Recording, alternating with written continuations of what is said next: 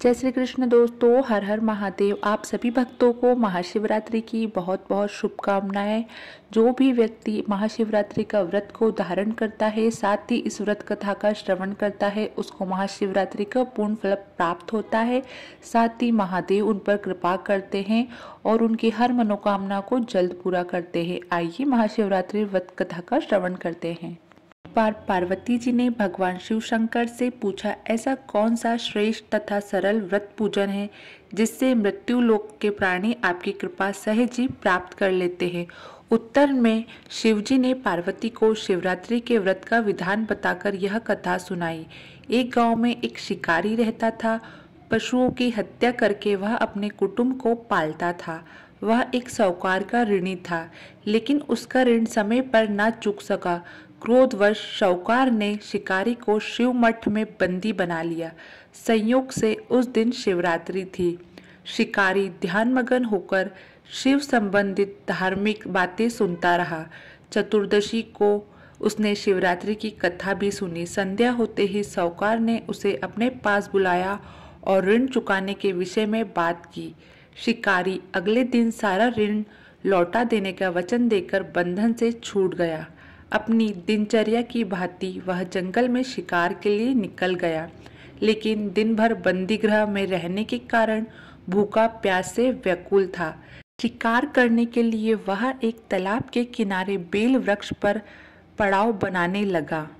Bell वृक्ष के नीचे शिवलिंग था जो बिलपत्रों से ढका हुआ था। शिकारी को उसका पता न चला।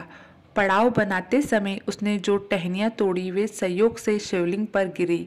इस प्रकार दिन भर भूखे प्यासे शिकारी का व्रत भी हो गया और शिवलिंग पर बेलपत्र भी चढ़ गए। एक पहर रात्रि बीत जाने पर एक गर्भिणी मृगी तालाब पर पानी पीने पहुंची। शिकारी ने धनुष पर तीर चढ़ाकर जो ही प्रत्यंचा खींची। मृगी बोली, मैं गर्भिणी हूँ, शीघ्र ही प्रसव करूंगी। तुम एक साथ दो जीव की हत्या करोगे, जो ठीक नहीं है। मैं अपने बच्चे को जन्म देकर शीघ्र ही तुम्हारे सामने प्रस्तुत हो जाऊंगी, तब तुम मुझे मार लेना। शिकारी ने प्रत्यंचा ढीली कर दी और मृगी झाड़ियों में लिप्त हो गई। कुछ ही देर बाद एक और मृगी उधर से निकली। शिकारी की प्रसन्नता का ठिकाना ना रहा। समीप आने पर उसने धनुष पर बाण चढ़ाया। तब उसे देख मृगी ने विनम्रता पूर्वक निवेदन किया, हे पराधी, मैं थोड़ी देर पहले ही ऋतु से निर्वित हुई हूँ। कामातुर विरहिणी हूँ, अपने प्रिय की खोज में भटक रही हूँ। मैं अपने पति से मिलकर शीघ्र ही तुम्हारे पास आ जाऊंगी। शिकारी ने उसे भी जाने दिया। 2 बार शिकारी को खोकर उसने माथा ठनक गया। वह चिंता में पड़ गया। रात्रि का आखिरी पहर बीत रहा था। तभी एक अन्य मृगी अपने बच्चों के साथ उधर से निकली। शिकारी के लिए यह स्वर्णिम अवसर था। उसने धनुष पर तीर चढ़ाने में देर न लगाई। वह तीर छोड़ने ही वाला था कि मृगी बोली, हे पराधी, मैं इन बच्चों को पिता के हवाले करके लौट आऊंगी। इस समय मुझे मत मारना। शिकारी हंसा और बोला, सामने आए शिकार को छोड़ दूं? मैं ऐसा मूर्ख नहीं। इससे पहले मैं 2 बार अपना शिकार खो चुका हूँ। मेरे बच्चे भूखे प्यास से तड़प रहे होंगे। उत्तर में मृगी ने फिर कहा, जैसे तुम्हें अपने बच्चों की ममता सता रही है, ठीक वैसे ही मुझे भी। इसलिए सिर्फ बच्चों के नाम पर मैं थोड़ी देर के लिए जीवन दान मांग रही हूँ।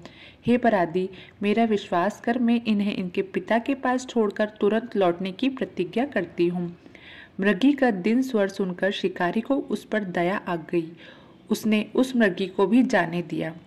शिकारी के अभाव में बेलवृक्ष पर बैठा शिकारी बेलपत्र तोड़ तोड़कर नीचे फेंकता जा रहा था।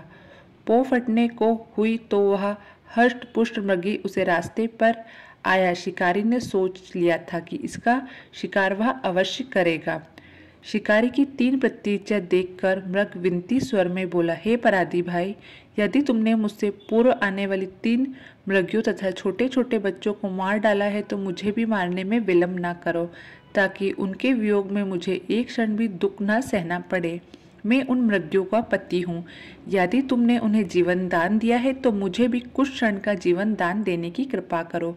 मैं उनसे मिलकर तुम्हारे सामने उपस्थित हो जाऊंगा। मृग की बातें सुनते ही शिकारी के सामने पूरी रात का घटना चक्र घूम गया।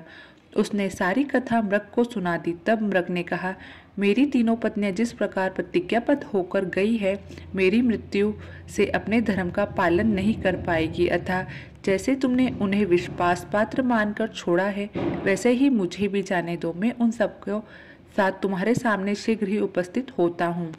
उपवास, रात्रि जागरण तथा शिवलिंग पर बेलपत्र चढ़ाने से शिकारी का हिंसक हृदय निर्मल हो गया था। उसमें भगवत शक्ति का वास हो गया था। धनुष तथा बाण उसके हाथ से सहज ही छूट गए। भगवान शिव की अनुकृपा से उसका हृदय करुणा विभोर हो गया। वह अपने अतीत के कर्मों को याद करके पश्चाताप की ज्वाला में जलने लगा।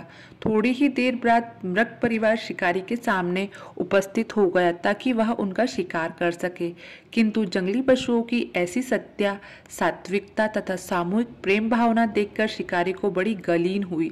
उसके नेत्रों के आंसू की झड़ी लगने लगी। उस मृग परिवार को न मारकर शिकारी ने अपने कठोर हृदय को जीव हिंसा से हटा सदा के लिए कोमल तथा दयालु बना लिया। देवलोक के समस्त देव समाज भी इस घटना को देख रहा था। घटना की परिणति होते ही देवी देवताओं ने पुष्प वर्षा की, तब शिकारी तथा मृग परिवार मोक्ष को प्राप्त हुआ। भी सुंदर भाव से भगवान का व्रत करे, पूजन करे तथा कथा का श्रवण करे और रात्रि का जागरण करे। भगवान भोलेनाथ आपकी हर इच्छा को पूर्ण करेंगे।